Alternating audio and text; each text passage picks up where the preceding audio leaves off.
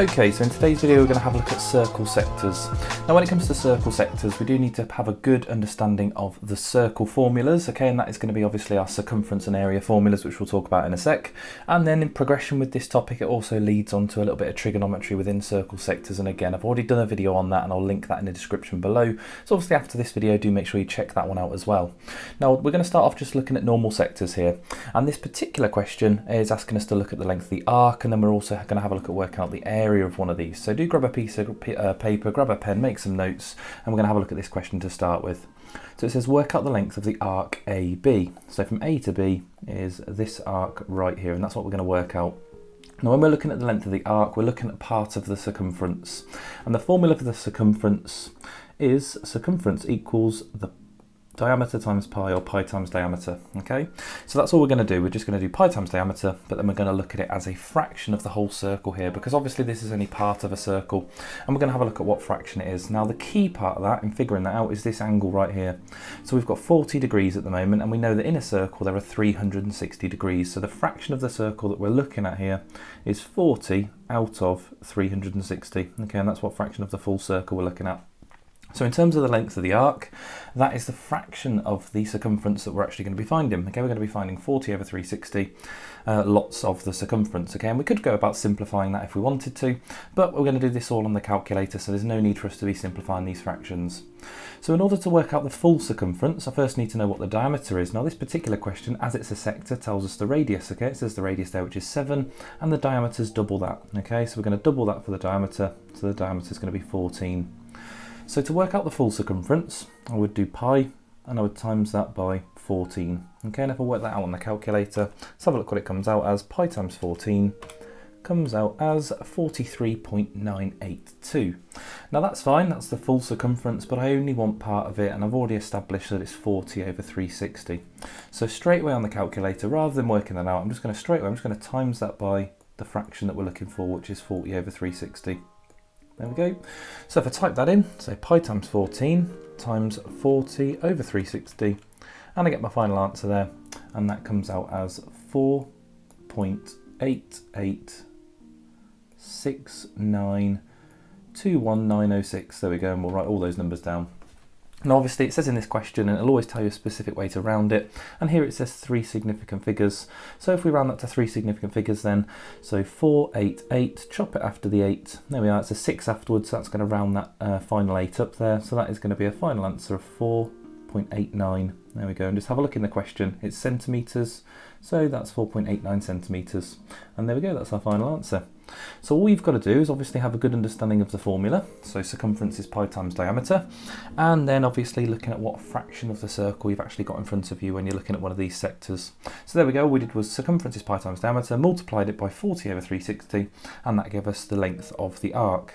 Now a question like this might also ask you to find the perimeter, so at the moment we've established that this length here is 4.89, but if it did ask us to find the perimeter, that would be the full length all the way around.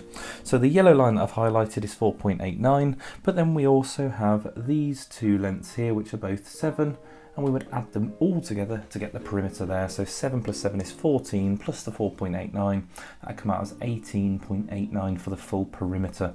But again, this question was only asking for the length of the arc, but just thinking about different things that you could actually be asked to find on a particular question like this. Right, okay, so we're going to have a look at working out the area of a sector. Okay, so once you've obviously got to grips with that previous question, looking at the length of the arc, working out the area of a sector isn't really any more complicated, okay? Because the area of a circle, which we'll write down here, is pi times the radius squared, or pi r squared. Now when it comes to this sort of question, obviously we just need to make sure that we are establishing what fraction of the circle it is again, and this is a major sector here. We've got quite a large sector, obviously thinking about the size of the full circle. Yeah, we've got a little sector there that's been chopped off, but we've got quite a big sector that we're actually working out the area of. Okay, so the actual sector we're looking at, the angle for that is on the other side just here. So we're going to have to take that 100 away from 360 to establish what's left, and that is 260 degrees. Okay, so that's the fraction of the circle we're looking at, 260 out of 360. And let's just label that so we know that. So that's 260 out of 360. So we're going to follow the same process. Obviously this time it says work out the area of the sector. So we're going to do pi times the radius squared. The radius is down there, 4. So times 4 squared and then again just times by the fraction that we're looking at, which is 260 over 360. And typing that into the calculator, pi times 4 squared times, and let's just type that in, 260 over 360, and that gives me a final answer here of 36.3028, quite a lot of decimals here, 30284844. There we go. And again, we're going to round this to 3 significant figures, as it says up here. So let's round that off. So 363, chop it after the 3, it's a 0 there, so that's going to stay the same. So we've got 36.3, and that is centimetres squared. There we go. Obviously for an area, we need to make sure we get the right units in there. So 36.3 centimetres squared is our final answer. So there we go, that's all you need to do. Obviously you just need to know those two formulas, whether you're asked for the circumference, which is where you're going to do pi times diameter, or if you're asked for the area, and we're going to do pi times the radius squared. Okay, now both of those, we're obviously going to multiply that by whatever fraction we're looking at. So when it comes to the sector here, we'll call that angle x over 360, and the same for the one below. There we go. But that circumference and area formula are key to remember, and then obviously just thinking about what fraction of the circle it is that we're going to multiply it by. Okay, so there we go. That's how we're going to work some of these out. Now I've got a couple of questions for you to have a go at. Okay, so there's two questions here, one on the left working out the area of the sector, and one on the right working out the length of the arc. So have a go at these two questions, pause the video there, I'll go over the answers in a sec. Okay, so for the first one then, so we're working out the area of the sector, so we're going to use pi r squared. I'm just going to write that down, there we go, pi r squared, and we are obviously working out this fraction of the sector, 150 over 360. So if we put all the values in, we've got pi times 13 squared, and then that's going to be times 150 out of 360, and that's the fraction that we've got for this one. Okay, so typing that in, pi times 13 squared times 150 over 360, and that comes out as 221. Let's have a look, let's write this down, 221.22, and there are a few more decimals, but it asked me to round it to 3 significant figures, which means I'm going to end up chopping that after the 1 there, so that comes out as a nice whole number, 221. It's in centimetres and it's an area, so centimetres squared. There we go, so 221 centimetres squared is our final answer. On to the next one, we're now looking at the length of the arc. So again, we're working out part of the circumference, this bit here. So we're going to use pi times diameter. Okay, there we are. So plugging all these numbers in then. Now let's just check out the radius, that's 6, so the diameter is going to be 12. Okay, so let's put that all in. We've got pi times 12 times the fraction this time, which is 120 over 360. And let's see what that gives us. Pi times 12 times 120 over 360. And that gives us a final answer here of 12.566 with a few more decimals, but again it's 3 significant figures, so I'm going to leave it there, chop it after the 5, and that is going to become 12.6, and its units are centimetres. There we go, so 12.6 centimetres, and there's our final answer for the second question. Right, okay, let's have a look at something slightly different then, applying obviously some of these rules, and maybe a little bit in reverse as well, so let's have a look at one of those. Okay, so this question says, the sector has a perimeter of 25. Work out the value of x, and x is down there, it's the angle within the sector. Then it says, give your answer to 1 decimal place. Now obviously when it comes to this, it says that's the perimeter there, 25. It doesn't say the arc length or anything like that, it says that's the perimeter. And we've already got 9 and 9 around the perimeter there, and that adds up to 18. So if we take that away from the 25, so 25, take away 18, that leaves us with a remainder of 7 there. So we've got 7 centimetres for the arc length. Now that's okay, that means if we know the arc length, okay, and we know the radius, then we can go about working out the angle there. Because if we think about our formula for arc length, okay, it's the circumference, or the arc length, is equal to pi times diameter, and then we times it by the fraction over 360. There we go.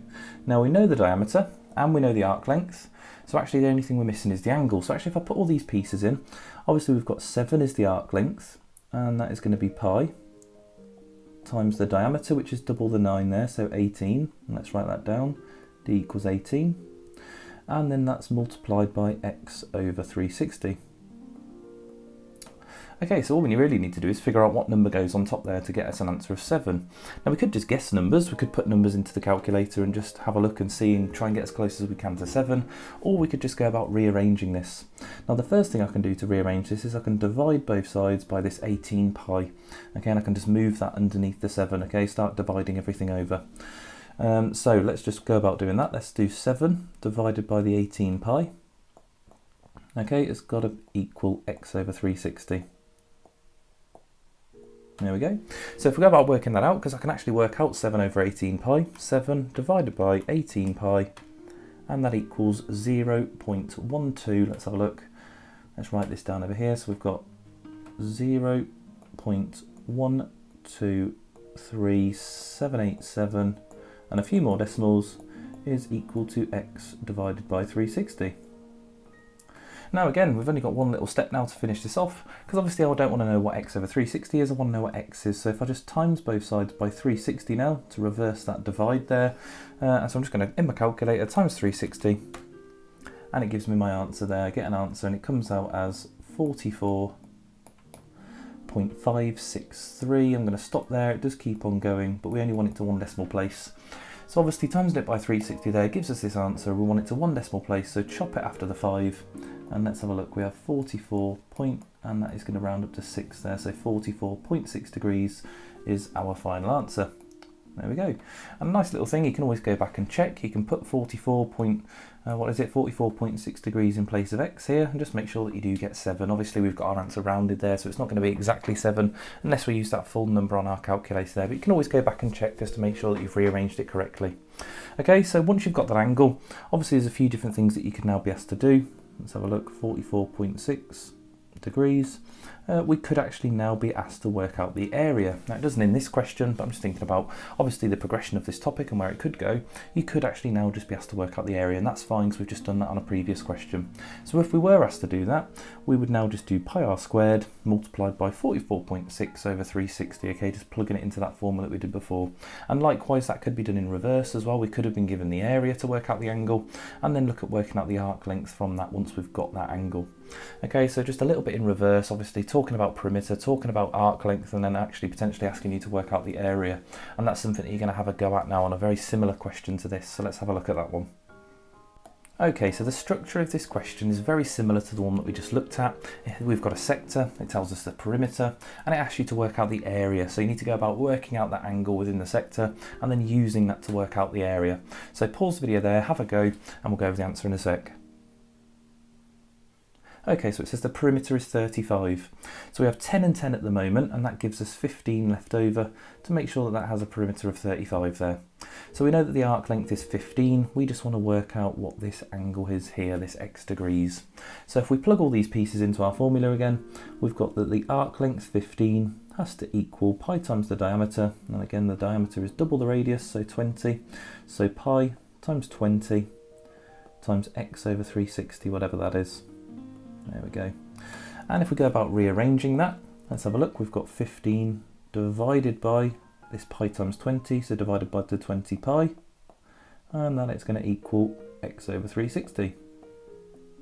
There we go, on to the next step. Let's work out 15 divided by 20 pi, and that comes out as 0.238. There we go, so 0.238, I'm going to leave that on my calculator, is equal to this x over 360.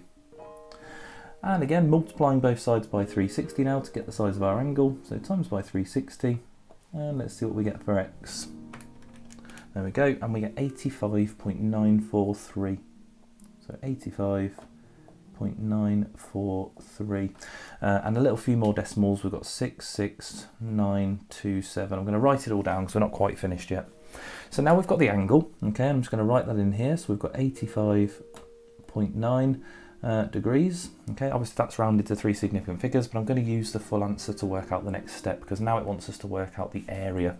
So obviously the formula for our area, let's have a look. We've got the area equals pi r squared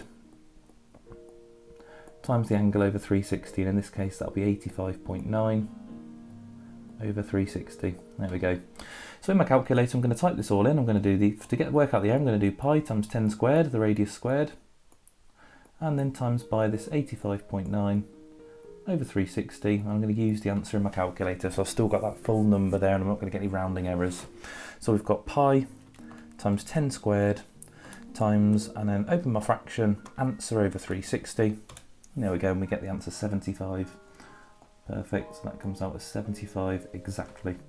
Right, there we go, that's a bit of a strange one where it comes out as exactly 75, but in the terms of this question, let's have a think about how we would write that to 3 significant figures, because at the moment that's only 2 significant figures there, so we would have to write 75.0, there we go, and that is an area, so that is centimetres squared. There we go, and there's our final answer. A little bit strange to be asked to write that into 3 significant figures, but if that situation does occur and you have to put a 0 on the end to ensure that it's 3 significant figures, then we'll absolutely do so there. Okay, but there we go, that's how you go about doing this question. Now we've got one more question to have a look at before we finish, so here that is. Okay, so this question here is almost the reverse of what we just did, okay? In this question you're given the area of the sector and you're asked to work out the perimeter, so essentially it's asking you to work out the arc length and then establish what the perimeter is once you've got that. So there's quite a lot of working out to do here, but nothing really different to what we've just looked at, obviously just starting with the area rather than the arc length. So have a go at this question, pause the video there, see what you get, it's our last one, and then we'll go over the answers in a sec. Okay, so for this one we've got the area is 40. So our area formula is pi r squared. So we have 40 is equal to pi r squared, so pi times 7 squared times the angle over 360. And again, we don't know the angle, so we're going to work that out and let's label that down here as x. So let's rearrange that. So we want to get rid of the pi times 7 squared. So we'll put that underneath the 40, we'll divide both sides by that. So we've got 40 divided by 7 squared is 49. So we'll put 49 pi, just to save writing that down, and that's going to equal the x over 360. There we go. So 40 divided by 49 pi comes out as 0.259. Let's have a look. So 0.259 and a few more decimals is equals x over 360, and so we'll times by 360 again to get the size of our angle. There we go, so times 360 on the calculator, and there we go, we get 90, let's have a look, 93.544. And again, a few more decimals, but I'm going to leave it on my calculator for the moment. There we are, and that's 93.544 degrees. Okay, so we've got the size of the angle, and now we can use that to work out the length of the arc. Okay, so obviously circumference is pi times diameter. So we're going to work this out. We're going to do pi times the diameter. Let's have a look. So the diameter is double the radius, so 14. So pi times 14 multiplied by this 93.544 over 360. There we go, and that's going to give us the length of the arc. And again, I'm going to use the answer button in my calculator. So pi times 14 times answer over 360. And that gives me a nice decimal here we go, 11.428571, and a recurring decimal there above the 4 and the 1. Okay, so there's our answer for the length of the arc. Now, once my answer to 3 significant figures, and both my radiuses there are 7 centimetres, so I'm going to round this to 3 significant figures now, and then think about what I can do from there. So 114, so it's after the 4, so that's going to round to 11.4. Okay, and obviously the units here are centimetres, and that's the length of my arc there. So if we label that on the diagram, the length of the arc is 11.4, and it wants the perimeter. So the perimeter, we're going to have to take this one, and we're going to have to take this one, and we're going to have to take this one, and we just need to add all of those together. So let's write that down, 11.4 plus 7 plus 7, and if we add those all up, let's have a look, what do we get? We get 25.4. There we go, so my final answer is 25.4 centimetres. There we go. And that is how you would work out the perimeter of the sector when you've been given the area. Okay, and obviously we could even reverse that again, just like we did on the previous questions, giving you the perimeter and asking you to work out the area. But there we go, that is circle sectors. Obviously, as I mentioned at the start, the next progression on this is looking at some trigonometry within circle sectors. So obviously I'll link that in the description, you can check that one out next. But if that was useful and helpful, please like, please comment, please subscribe, and I'll see you for the next one.